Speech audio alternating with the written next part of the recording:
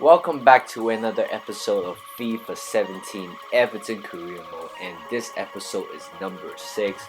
So today we are going to cover two games. The first game we are going to play is against West Ham, and the second game we are going to play is against a very tough side, Chelsea.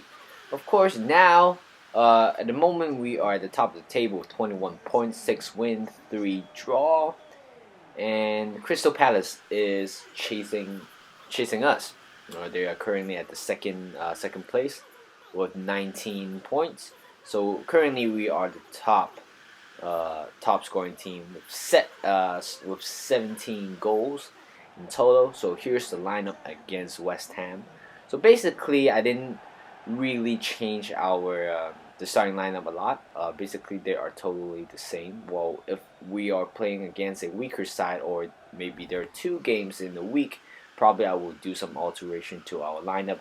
But other than that, it's going to stay normal. But the change will probably is going to be Aaron Lennon for either Kevin Morales or even Samuel Castillejo, or there could be some alteration in center back and also the midfielders.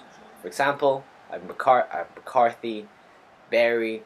They can switch and play. And sometimes, and at the back I have Funes Mori and Ake. So which we have a great depth to our we have a great depth in our team. So now, as you guys can see on the screen, just right after the kickoff, Sergio Rico with a fantastic save to keep them scoreless so far. So here's Lukaku at the outside the box, turn and shoot. But what a great save by Rendell, the West Ham goalkeeper. And at the second half, we didn't have much chances in the first half. And here's Kevin Morales, cut back inside and take a risky shot. Rendell is good enough to put that away. And next here, Schneiderlin almost has that ball in, but is just over the bar for a goal kick, and that's how the game ends. We don't have a lot of chances, as I said earlier, and as you guys can see, probably there are only 4 main threats in this game. Well, overall, it's not a great game for us. We are at home against West Ham. West Ham this year, in real life, they're kind of a flop. Dimitri Payet, he left because of money grabbing. I mean, I don't really care in terms, but his loyalty is a huge problem. Well, for me, I mean, to a lot of you guys probably think Payet is probably a snake. If you're a West Ham fan, of course you would think that. So here's the match facts.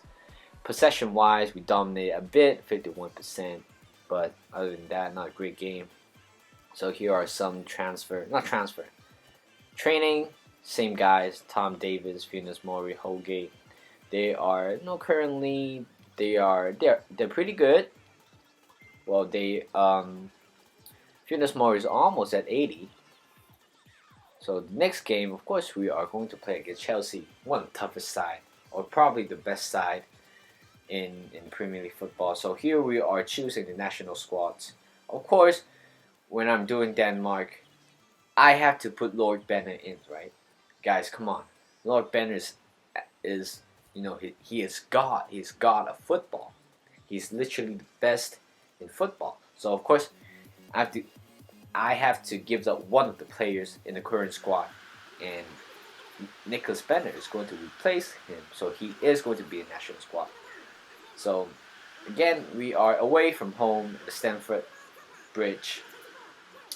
Well, in real life, even though the season is over, I want to congratulate all the Chelsea fans and also the Chelsea team, because they came up all the way back from last year. They have Marino in charge, and they did not do a good job. They ended up at mid-tables, but this year they bounced back with Conte, the new manager, and also a lot of new signings as well to make this happen.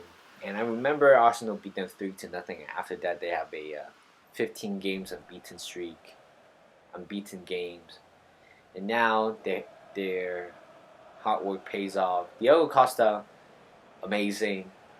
Eden Hazard is also amazing. Well, basically the whole squad amazing. Because of them, their formation 3-4-3 have influenced a lot of changes in terms of lineups and a lot of teams. And as an Arsenal fan, I can actually sense that change when they're playing against Middlesbrough. When they play three at the back, Rob Holding, Monreal, and Koscielny, which kind of works, but well, of course, Wenger is always stubborn. In the end, he changed, but still, we couldn't keep our Champions League spot. Well, it's a good thing for Arsenal because in terms of Champions League, I don't think they can compete. They can compete at a higher level. Well, their example like Bayern Munich. Every time for the past 5 years, I think they faced against him for like 3 times, and they still couldn't advance to round of eight, quarterfinal, which is a pain in the ass. So here we score. Uh, Ross Barkley with a great pass in the middle, great vision. Snyder's right in the middle, take a shot right underneath Courtois for a goal. Great composure. That's the fourth goals. That's the fourth goals for Schneiderlin. So here's attack for Chelsea, and Willian put that ball out wide for a goal kick. So at the 83rd minutes, again, a lot of mistakes at the back for Chelsea team. So Lukaku, of course, take that advantage.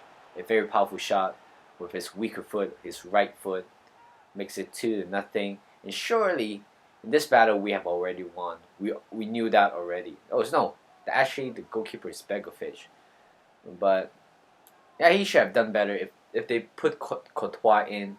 Probably that one should have been the save. But nevertheless, we are taking 2-0 lead, and also we are going to extend further in the first place. This Chelsea again. Victor Moses, great dribbling, take a shot. Great save by Sergio Rico to keep that out for a clean sheet. So right here, of course, they have to gamble the game again. They put Begovic in the box, and Leighton Baines, I don't know, he's just right there. He's gonna run all the way, run to the pitch, to the other side of the pitch. He is going to score that very easily, and we seal the win, 3-0 against Chelsea, away from home, with a stoppage time of 3 minutes. That's is something that I want to talk about in the future about FIFA, and I wish this won't happen very frequently in FIFA 18. It's just hard to watch and just very unrealistic when you are down by 2. Even though you got one back, you still couldn't win the game. So anyway, we beat them 3-0. A great game for us. A poor defense for the Chelsea side, and Leighton Baines did a great job. That's the second goal. That's the second goal of the season. Of course, the Chelsea team is disgraced with their performance. So here's the scoreline. 78 minutes, Snyder scored. 85 minutes, Lukaku scored. 90 minutes, Leighton Baines scores. So here's the match facts. In possession-wise, we dominate a bit once again, but we have more shots on target. 8 out of 9, and shot accuracy. Of course, we are definitely higher. Well, other than that, Chelsea is playing not the best football they ever played. But of course, in FIFA, everything happens. Of course, we kept that clean sheet once again, which is a good thing. So that's the end of this episode, and I will see you guys in the next one. Goodbye.